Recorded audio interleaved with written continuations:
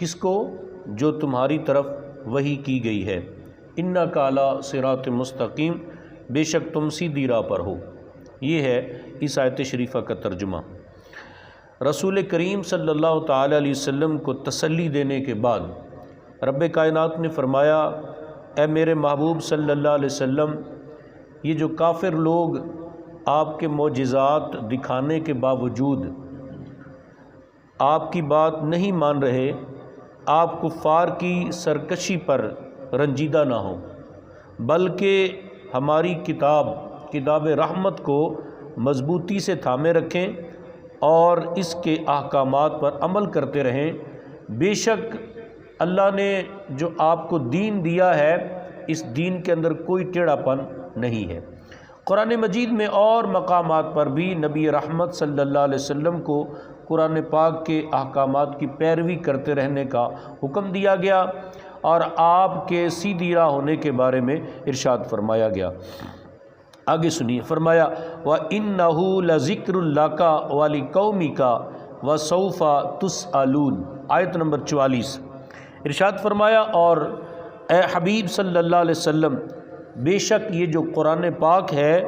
یہ تمہارے اور تمہاری قوم کے لیے شرف و بزرگی ہے، اور اے لوگو عن قریب تم سے پوچھا جائے گا۔ یہ آیت کریمہ کا یعنی آیت نمبر 44 کا یہ ترجمہ ہے۔ ارشاد فرمایا گیا، اے حبیب صلی اللہ علیہ وسلم، یہ قرآن پاک آپ کے لیے بطور خاص عظیم شرف کا سبب ہے کہ اللہ تعالیٰ نے آپ کو نبوت اور حکمت عطا فرمائی، اور عمومی طور پر آپ کی امت کے لیے بھی یہ عظمت کا سبب ہے کہ اس قرآن کے صدقے سے اور اس قرآن کے سبب سے آپ کی امت کی ہدایت فرمائی۔ اور اے لوگو، ان قریب قیامت کے دن تم سے پوچھا جائے گا کہ تم نے قرآن کا کیا حق ادا کیا اور اس کی کیا تعظیم کی اور اس نعمت کا کیا شکر بجا لائے۔ قرآن کے حقوق پر بھی گفتگو ہوگی، لیکن اس آیت سے معلوم ہوا کہ قرآن مجید وہ عظیم الشان کتاب ہے جو امت کی عظمت، ناموری اور چرچے کا ذریعہ ہے۔ اس کے ذریعے یعنی قرآن پاک کے ذریعے عظمت اور ناموری اسی صورت میں حاصل ہوگی کہ جب اس کے احکام اور اس کی تعلیمات پر عمل کیا جائے۔ اگر اب تاریخ پر غور کریں تو یہ حقیقت روشن دن سے بھی زیادہ واضح نظر آئے گی کہ دین اسلام کے ابتدائی سالوں میں مسلمانوں کو دنیا میں جو عظمت ملی، دنیا جہان میں ان کا جو سکہ چلا اور دبدبہ بیٹھا، ہر طرف ان کی نیک نامی کا جو چرچا ہوا، اس کی بنیادی وجہ، اس کا بنیادی سبب قرآن مجید سے والہانہ وابستگی ہے۔ قرآن مجید کے احکامات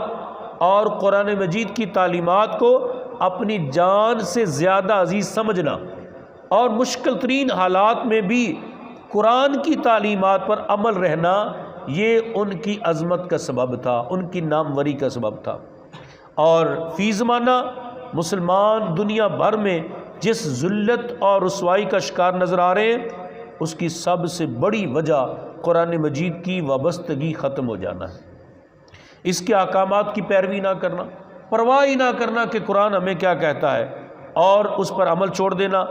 بلکہ قرآن کریم سے دوری کا حال یہ ہے کہ مسلمانوں کی ایک تعداد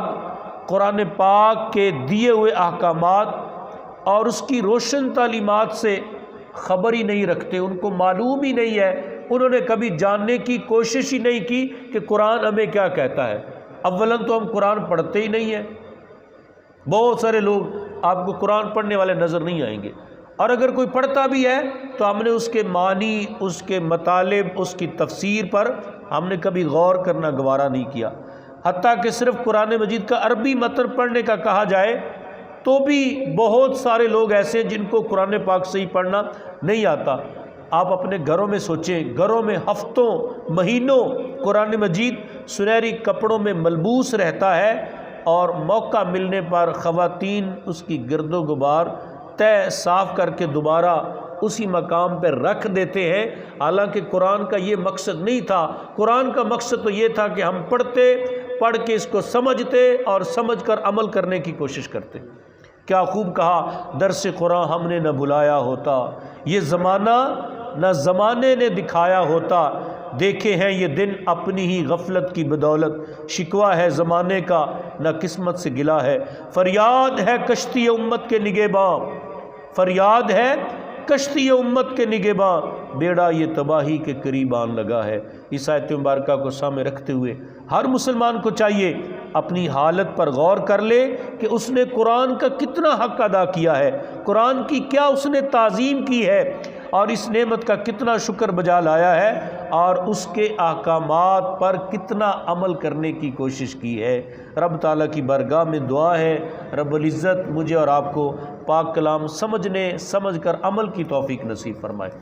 آمین۔ بسم اللہ الرحمن الرحیم۔